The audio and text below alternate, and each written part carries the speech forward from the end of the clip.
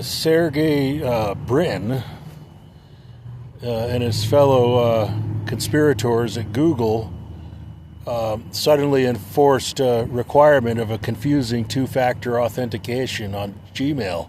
So they stole my client contact list. Besides that, others conspired to fill my my first Gmail account. They conspired to fill it with spam mail, so that I was not able to find it. Maybe they archived or deleted my old mail. I was unable to find my client contact list. So there was some financial obligation that I had, that I wanted to repay some clients. Well, at least one client. A full refund I wanted to give to one client, but I couldn't find them because they blocked me out of Google as a part of their conspiracy against me. So if I can ever find those that one client is it's just basically just one client I wanted to repay a full refund.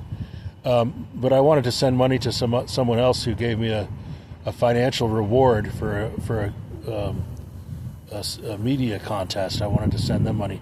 I haven't been allowed to have an extra dollar. I haven't been allowed to pay a debt to someone who bailed me out of jail, because I've been under such a sustained siege, surviving winters, and being deprived of all social inclusion, and being purposefully tortured by a hostile regime.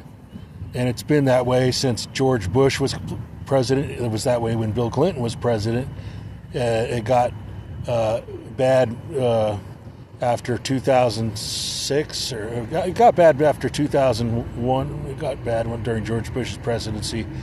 Things got worse because of Al Gore screaming his head off about a stolen election and climate change. And so Al Gore created a bigger problem than it was. That his loss of the election was not such a huge problem, but he made it into a worse problem. Barack Obama made things even worse than George Bush. And then Donald Trump makes things worse than Barack Obama.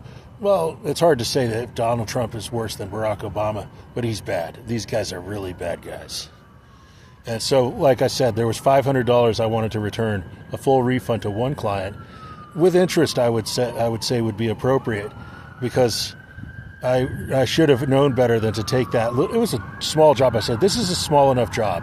I can handle this. And it's such a small job. It's only $500. I can pay it back. But they drove me crazy in New York. I mean, it was a huge siege that the Americans instigated against me. They're Jewish, as a matter of fact. George Bush is Jewish and Bill Clinton is Jewish. Barack Obama is Jewish and Donald Trump's Jewish. And they all had, except for Bush, they all had a nose job. Bill Clinton had a nose job. That's why you don't know he's Jewish. He's half Jewish. And Trump is half Jewish. Bill Clinton is half Jewish. If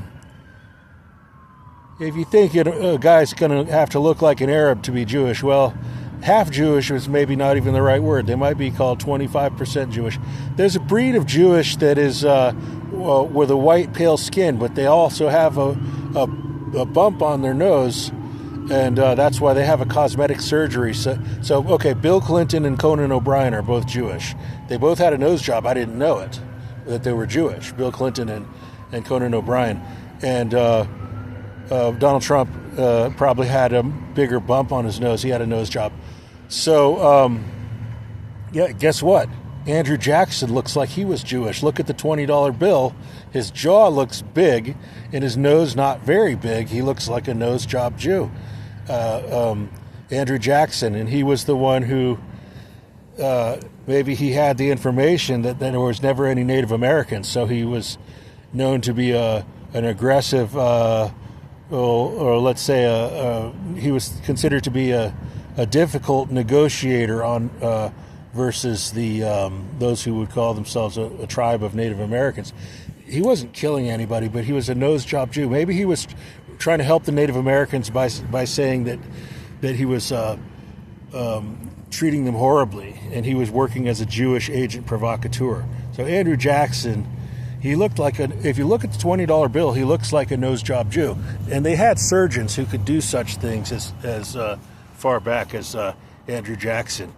So it's possible that Andrew Jackson, he certainly looks like a nose job Jew. I don't know about Benjamin Franklin. I hadn't thought of him before. He has a big English forehead, if you look at the portraits of him. So I think Benjamin Franklin looks white, but Andrew Jackson on the $20 bill looks at least half Jewish, and probably George Washington half Jewish. These are British Jewish. All right, that's all.